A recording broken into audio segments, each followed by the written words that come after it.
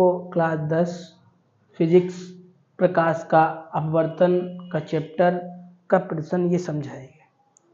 तो इस टाइप का प्रश्न पेपर में आता है, कभी कभी बहुविकल्पी में भी आता है और कभी कभी लॉन्ग में भी आता है। तो कैसे आपको लगाना है वो हम आपको बता रहे हैं।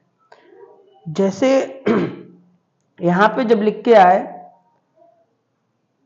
प्रकाश की चाल, पहले समझो, पहले पूरा क्वेश्चन पढ़ें फिर बताएं। यदि वायु में प्रकाश की चाल, जब प्रकाश की चाल लिख के आए तब आपको c बराबर लिखना है। किसके बराबर लिखना है? c बराबर कितना लिखा?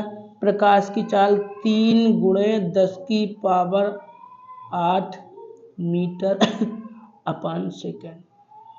ठीक है, जब प्रकाश की चाल लिख के आए तब आपको c बराबर लिखना है। फिर आगे लिखा जल में प्रकाश की चाल, जल में प्रकाश की चाल कितनी, मतलब b बराबर आपको दे रखा है इतना मीटर अपान सेकेंड। ठीक है, प्रकाश की चाल c बराबर, जल में प्रकाश की चाल b बराबर। उन्होंने पूछा तो जल का अपवर्तनांक क्या होगा? अपवर्तनांक मतलब यह ना आपको ज्ञात करना है। ठीक है, तो आपका सूत्र होता है, क्या सूत्र होता है? n बराबर c अपान में v, यह आपका सूत्र होता है। n बराबर c अपान v। अच्छा, c का मान क्या है? 3 × 8,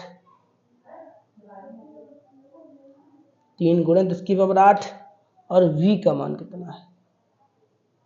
इतना दे रखा है। कोई दिक्कत? कोई दिक्कत नहीं। यहाँ पे पावर माइनस की है, ये पावर उठा के जब हम ऊपर ले जाएंगे तो माइनस की हो जाएगी। जैसे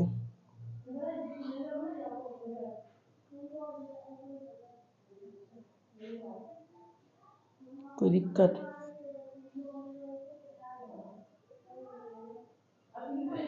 कोई दिक्कत? ये पावर ऊपर गई तो माइनस की होगी। ठीक, अच्छा ये 3 ऐसे लिख लो, ये नीचे वाले को ऐसे लिख लो।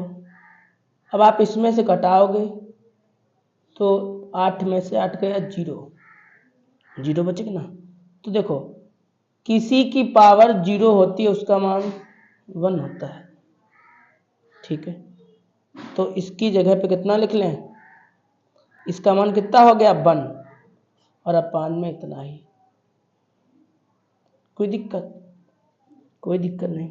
आप गुणा करो, 3 एकम 3 और अपान में इतना हो जाएगा। अब दशमलव हटाइए, कितनी संख्या है इसके पीछे? 2 संख्याएं, तो 2 0 बढ़ा लीजिए। कोई दिक्कत? कोई दिक्कत? कोई दिक्कत नहीं होगी। अब आपका कितना आ गया? 300 अपान 226। आप इसका इसमें भाग कर दीजिए और आपका आंसर आ जाएगा। आप इसका इसमें भाग कर दीजिए और आपका आंसर आ जाएगा। तो भाग करिएगा, यहीं पे भाग कर दे रहे हैं। ठीक, अब 226 का पढ़ा पढ़िए, इससे ज़्यादा ना हो तो एक ही बार पढ़ो। ठीक, इसमें यहाँ 10 हो गया ना, 10 में से 6 जाएगा तो 4 बचेगा। भाई यहाँ पे 10, यहाँ से ले ली, 10 हो गया।